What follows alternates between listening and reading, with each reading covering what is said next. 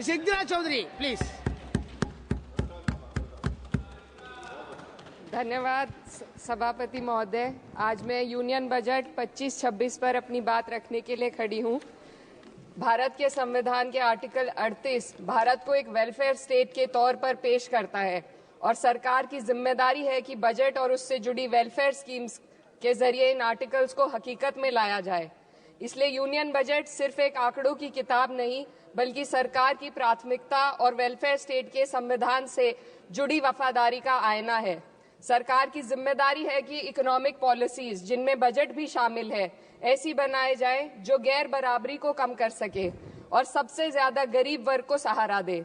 Budget वो lifeline है जिससे शिक्षा, स्वास्थ्य, पेयजल, social security, SC, ST, minority, गरीबों की भलाई के लिए स्कीमें चलाई जाती है।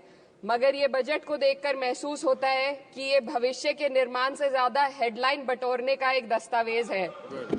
इससे सबसे ज्यादा प्रभावित होने वाली वही लोग पीछे छूट रहे हैं जिन्हें सरकार के सहारे की सबसे ज्यादा जरूरत थी। वो किसान जो बढ़ती लागत से परेशान हैं, वो नौजवान जो बेरोजगारी का सामना कर रहे हैं, और वो औरतें जो निजामती रुकावटों से जूझ रही हैं, और वो गरीब जो महंगाई के बोझ के तले दबे हुए हैं। This government is proudly marketing the income tax exemption of 12 lakhs. But the question is, how many Indians even earn that much to benefit from it? Only 2.2% of Indian population pays direct taxes, whereas no relief has been given in regards to indirect taxes, the burden of which falls on everyone, especially the poor and weaker section of the society. This clearly shows that this is not an inclusive budget. GST की ऊंची दरों ने आम आदमी की कमर तोड़ दी है। जरूरत इस बात की है कि खाद्य सामग्री, दवा, स्कूल की किताबें और जरूरत की चीजों पर टैक्स कम किया जाए। पेट्रोल, डीजल पर टैक्स कम करने की कोई कोशिश नहीं हुई, जिसका सीधा असर हर नागरिक पर पड़ता है। आर्टिकल 41 कहता है कि सरकार को ये कोशिश करनी चाहिए कि वो अपनी इकोनॉमिक हालात और रिसोर्सेज के हिसाब से लोगों को रोजगार दे। इस बजट ने बेरोजगारी दूर करने की दिशा में कोई ठोस उपाय नहीं दिया है। नई नौकरियों की बात तो छोड़िए, जो पहले से थी वो भी खत्म होती जा रही हैं।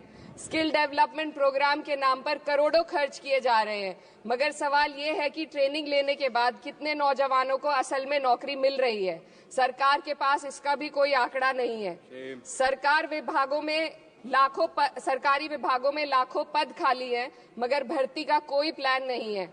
आर्टिकल 45, जिसके द्वारा सरकार की जिम्मेदारी है कि हर बच्चे को 6 साल की उम्र तक फ्री और जरूरी तालीम मिले ताकि उनका बुनियादी तालीमी डेवलपमेंट सही से हो सके, जिसको संसद ने शिक्षा का अधिकार अधिनियम बनाकर और भी मजबूती दी थी, परंतु इसकी जमीनी हालत क्या है वो किसी से छुपी नहीं है।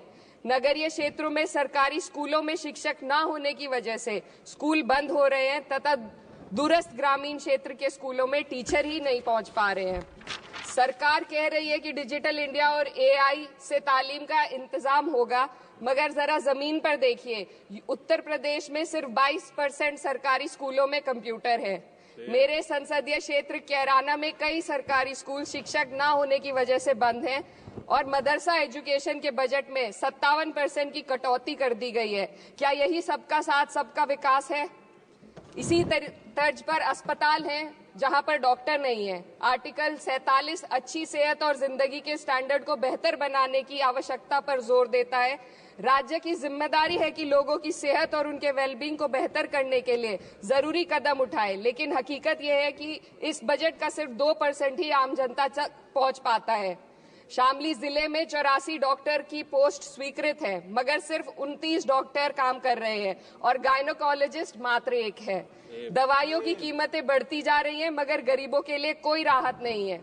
सरकार ने महिलाओं के लिए बजट बढ़ाने का दावा किया, मगर 81% इसका बजट सिर्फ पोषण योजनाओं में डाला गया है। महिलाओं के रोजगार, उनके इकोनॉमिक इंडिपेंडेंस और सुरक्षा के लिए कोई ठोस योजना नहीं बनाई है। बेटी बचाओ बेटी पढ़ाओ का बजट घटा दिया गया, जिससे साफ है कि ये सिर्फ नारेबाजी थी और कुछ नहीं। किसानों की बदहाली हम सबके सामने है, लगातार चलती आ रही है। 2016 में कहा गया था कि 2022 तक किसानों की आमदनी दोगुनी होगी, मगर 2025 आ गया और एमएसपी पर कोई ठोस गारंटी आज भी दी नहीं गई है। गन्ना किसानों का बकाया अब तक नहीं मिल पा रहा है, और तो और उत्तर प्रदेश में अभी तक गन्ना मूल्य भी तय नहीं किया गया है। डीएपी, यूरिया और खाद की कमी से परेशान किसान आज भी सड़क पर प्रदर्शन कर रहे हैं। मजदूरों के लिए जो सबसे बड़ी योजना मनरेगा थी, सरकार कहती है कि मनरेगा ग्रामीण भारत की रीढ़ है, मगर बजट में कोई भी बढ़ोतरी नहीं मिलना बहुत शर्मसार है। औसतन 44 दिन का ही रोजगार मिल रहा है, जबकि स्कीम 100 दिन की गारंटी की होती है। भारतीय रेलवे देश के लोगों की जीवन रेखा है और इसी से यहाँ के लोगों की आर्थिक एवं सामाजिक जिंदगी चल रही है। देश के हर हिस्से को रेल कनेक्टिविटी से जोड़े जाना सरकार की कल्याणकारी नीति का हिस्सा है। मेरे संसदीय क्षेत्र कैराना के रेलवे से जुड़ी 2 मांगे लंबे समय से लंबित हैं। दिल्ली शामली सहारनपुर रेल लाइन का दोहरीकरण और पानीपत शामली मेरठ लाइन का सर्वे अति शीघ्र ही कराए जाने की बहुत पुरानी मांग को बजट में शामिल किया जाना चाहिए। देश भर में बिजली की दरें बेहद असमान हैं। उत्तर प्रदेश में ये दरें बहुत ज्यादा हैं। देश भर में एक समान बिजली दरें लागू करने का प्रावधान किया जाए। रिवैम्प योजना में हर घर तक बिजली पहुंचाने के लिए एलटी लाइन बनाने का प्रावधान भी जोड़ा जाए। कृषि उपकरणों व खाद डीएपी को जीएसटी से मुक्त किया जाए।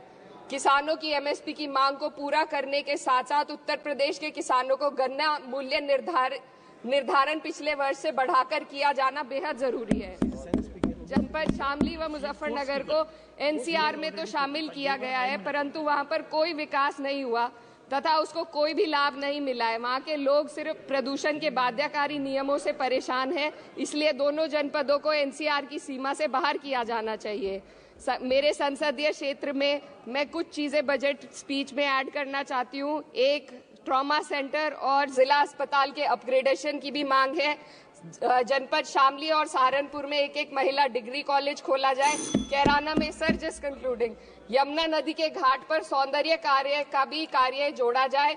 जनपद शामली में टेक्सटाइल पार्क की स्थापना की जाए और जो संसद निधि है, सांसदों को केवल 5 करोड़ रुपए दिए जाते हैं और एमएलए, उत्तर प्रदेश के एमएलए को भी 5 करोड़ दिए जाते हैं। हमारी मांग है या तो इसे बढ़ाकर 25 करोड़ किया जाए या फिर सिरे से खारिज किया जाए। Sir just one The union budget was an opportunity to address the pressing... Sir, just 1 minute. Please, 2 more speakers are in your party. Sir, just concluding. Pressing concern of India's citizen, rising unemployment, soaring inflation, crumbling public services and deepening rural distress. Yet, instead of offering real solution, the government has focused on optics and half measures. While tax relief for the middle class is welcome, it does nothing for the millions who earn too little to benefit from it. Education remains underfunded, rural employment stagnates and farmers continue to struggle without meaningful support.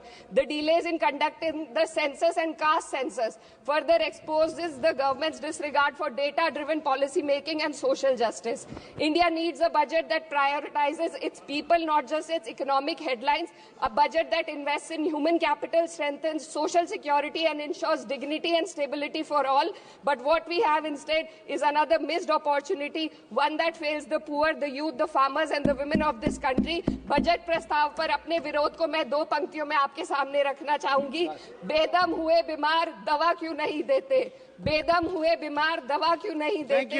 तुम अच्छे मसीहा हो, शिफा क्यों नहीं देते? मिट जाएगी मखलूक तो इंसाफ करोगे, मुंसिफ हो तो हश्र उठा क्यों नहीं देते?